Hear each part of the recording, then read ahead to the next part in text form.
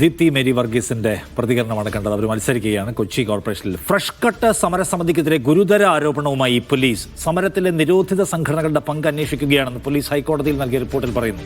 സമരസമിതി ചെയർമാൻ ക്രിമിനലാണെന്നും സമരക്കാർ മാരകായുധങ്ങൾ ശേഖരിച്ചുവെന്നും പോലീസ് റിപ്പോർട്ടിലുണ്ട്. കുട്ടികളെ മറയാക്കി സമരം നടത്താൻ ആസൂത്രണം നടന്നു. സമരത്തിൽ ഫാക്ടറി ഉടമകളുടെ ആളുകൾ നുഴഞ്ഞു കയറിയിട്ടില്ല എന്നും പോലീസ് ഹൈക്കോടതിയെ അറിയിച്ചു. കൂടുതൽ വിവരങ്ങളുമായി ടി അനീസ് അലി കോഴിക്കോട് നിന്ന്. അനീസ് അലി, എന്താണ് പോലീസ് ആരോപിക്കുന്നത്? തീർച്ചയായും നേരത്തെ തന്നെ ഈ സമരം കഴിഞ്ഞ ഉടനെ തന്നെ പോലീസ് ഉന്നയിച്ചിരുന്ന ആരോപണങ്ങൾ കുറെ കൂടി ശക്തമായി പോലീസ് നിലപാടറിയിക്കുകയാണ് ഹൈക്കോടതിയിൽ ചെയ്തിട്ടുള്ളത്.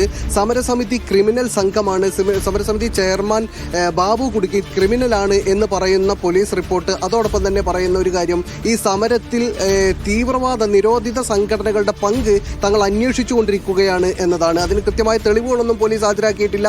അതേസമയം നിരോധിത സംഘടനകളുടെ പങ്ക് തങ്ങൾ അന്വേഷിച്ചുകൊണ്ടിരിക്കുകയാണ് എന്നവർ പറയുന്നുണ്ട്. അതോടൊപ്പം തന്നെ ഈ സമരസമിതി ആ സമയത്ത് ശേഖരിച്ചിട്ടുള്ള മഴു ഒക്കെ വലിയ മാരകായുധമായി അവർ റിപ്പോർട്ടിൽ കാണിക്കുന്നുണ്ട്.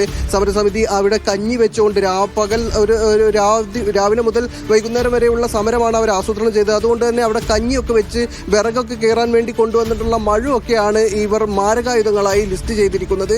എന്തായാലും 3 ആംബുലൻസുകൾ അവിടെ തയ്യാറാക്കി വെച്ചിരുന്നത് സമരസമിതി നേരത്തെ തന്നെ അക്രമം ആസൂത്രണം ചെയ്തിരുന്നു എന്നതിന്റെ തെളിവായി പോലീസ് ഉന്നയിക്കുന്നുണ്ട്. അതോടൊപ്പം തന്നെ അന്ന് സ്കൂളിലേക്ക് വിദ്യാർത്ഥികളൊന്നും പോകേണ്ടതില്ല എന്ന് സമരസമിതി ആളുകളെ അറിയിച്ചിരുന്നു, വാട്സപ്പുകളിലൂടെ നിർദ്ദേശം നൽകിയിരുന്നു.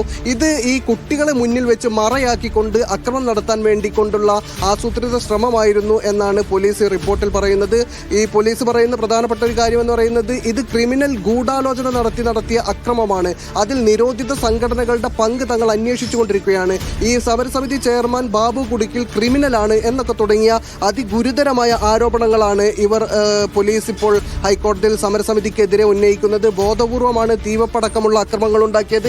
അതോടൊപ്പം തന്നെ സമരസമിതി ഉന്നയിക്കുന്ന ഒരു കാര്യം, തങ്ങൾ 5 കൊല്ലമായി 6 വർഷമായി നടത്തിക്കൊണ്ടിരിക്കുന്ന ഈ സമരം സമാധാനപരമായിരുന്നു. ഇത് തീവെപ്പിലേക്ക് കലാശിച്ചത് ഫാക്ടറിയുടെ ആളുകൾ തന്നെ അക്രമം നടത്താൻ വേണ്ടി തീരുമാനിക്കും. അതുകൊണ്ട് തന്നെ ഫാക്ടറിയുടെ ഭാഗത്ത് നിന്ന് അവരൊരിക്കലും അവരുടെ CCTV ദൃശ്യങ്ങൾ, തീ വെക്കുന്നതുമായി ബന്ധപ്പെട്ട CCTV ദൃശ്യങ്ങളൊന്നും പുറത്തുവിട്ടിട്ടില്ല. അതുപോലെ തന്നെ ഈ ഫാക്ടറിക്ക് നാശമുണ്ടായി എന്ന് പറയുന്ന വാഹനങ്ങളൊക്കെയും ഉപയോഗശൂന്യമായ വാഹനങ്ങളായിരുന്നു.